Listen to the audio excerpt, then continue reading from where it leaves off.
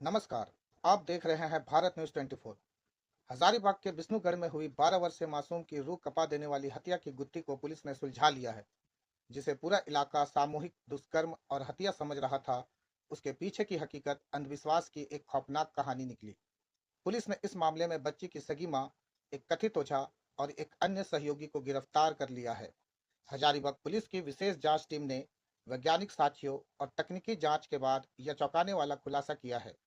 शुरुआती जांच में जहां पत्थर से कुचला हुआ शव मिलने पर दुष्कर्म की आशंका जताई जा रही थी, वहीं अब पुलिस ने इसे अंधविश्वास और नरबली की कोशिशों से जुड़ा मामला पाया है।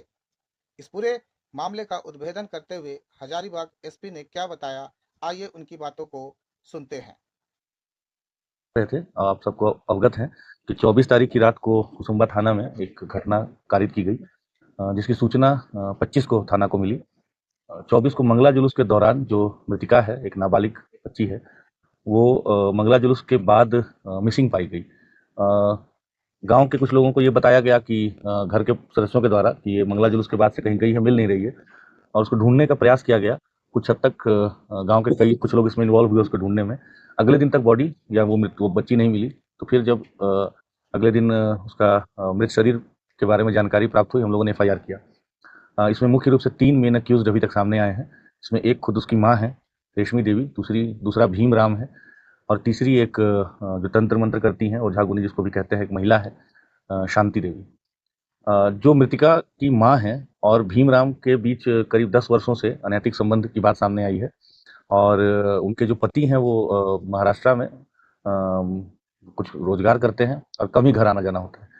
मृतिका के जो बाकी भाई बहन हैं, वो भी उनको अपने पिता की नज़र से ही देखते हैं, और एक तरह से उस परिवार के ऊपर भीमराम का कंप्लीट होल्ड जैसा है। तो इनके जो पुत्र हैं, मतलब मृतिका का जो भाई हुआ, उसके विषय में उनकी माँ काफ़ी चिंतित रहती थी, क्योंकि वो मानसिक और शारीरिक रूप से उनको कमज़ोर लगता था। साथ में उनका इकलौता बेटा था, तो उनको हमेशा इस बात की चिंता रहती थी कि कैसे इसका भविष्य उज्जवल हो जाए, ठीक हो जाए, स्वास्थ्य भी इसका अच्छा हो जाए। ओझा गुनी का जो उनकी विश्वास है, वो पिछले कई सालों से वो जो हम लोग बताए कि शांति देवी हैं, जो ओझा गुनी करती हैं, और जो एक भक्तिनी जिसको कहा जाता है ग्रामीण परिवेश में, उनके पास जाती थी ज़्यादातर समय अपने पुत्र के शारीरिक स्वास्थ्य को लेकर, या कभी-कभी नौकरी के लिए जाती थी। कभी-कभी घर में तंत्र मंत्र से अपने घर को बंधवाने के लिए जाती थी, जो सब पूर्व में किया भी गया इसी भक्तिनी के द्वारा। कभी अगर ज़मीन का भी विवाद हो, किसी भी तरह के व्यक्तिगत जो उनकी समस्याएँ होती थी, उसके लिए वो जाने लगी थी। तो इन चीज़ों में एक तरह से ये जो भक्तिनी है, वो उनसे उसके बदले में पैसे और बाकी चीज़ें लेती थी। उनके घर में, जैसा मैंने बताया, कि हर चीज़ के लिए वो डिपेंड करती थी भीमराम के ऊपर। तो घटना के दिन भी जब ये अपनी मृतिका के साथ, छोटी बच्ची के साथ और भीमराम के साथ उनके घर गई, वो भक्तिनी के घर गई, तो उनके घर में एक छोटा सा, जिसको वो मंदिर कह रहे हैं, उसको धरती माता मंदिर या मनसा देवी मंदिर भी कहा जा रहा है, तो उस मंदिर में इनको बुलाया गया। हालांकि माँ बेटी दोनों दरवाजे से गई, लेकिन जो भीम रहा था उसके विषय में बता रहे हैं कि वो पीछे का जो छोटा सा बाउंड्री होता है, उसको कूद करके छुप करके आया। और उस समय पहले वो भक्तिनी के द्वारा बताया गया कि इसके ऊपर देवास आया हुआ है, मतलब माता आई हुई, जिसको हम लोग ग्रामीण बोलचाल में कहते हैं, और उसको टिकाव करके कुछ अपना मंत्र का वो ढोंग करके और छोड़ दी। बच्ची वापस से आकर के और जो मंगला जुलूस था उसमें पार्टिसिपेट करने लगी, और भक्तिनी के द्वारा बताया गया कि आप दोबारा से आइए, इसको लेके अच्छे मुहूर्त वगैरह के बारे में बताते हुए कि 9:30 बजे के 9 बजे के आसपास के बाद आना है। जब दोबारा से गए, तो और साथ में ये भी बताया गया कि जो हम आज करेंगे, इसका इलाज करेंगे, जो बलि हम देंगे, उसमें हमको एक मेल पुरुष का जरूरत पड़ेगा।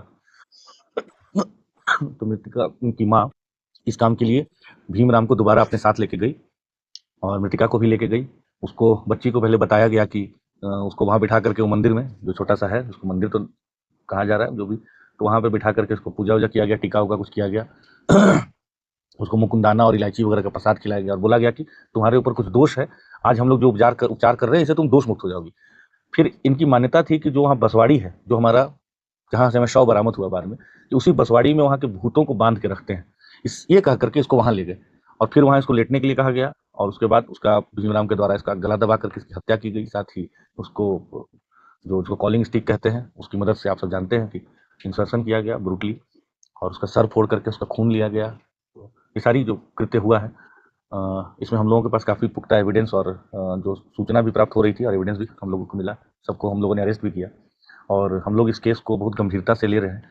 हम लोग पूरी तरह से प्रयास करेंगे कि इसको हम लोग स्पीडी ट्रायल में ले करके जल्द से जल्द मृतिका को हम लोग न्याय दिलाएं और कठोर से कठोर हम लोग उसको दंड दिलवाने का पूरा प्रयास करेंगे। इस कांड के उद्भेदन के लिए 26 तारीख को ही रिस्पेक्टेड डीजीपी मैम के द्वारा और मेरे द्वारा एसआईटी का गठन किया गया था।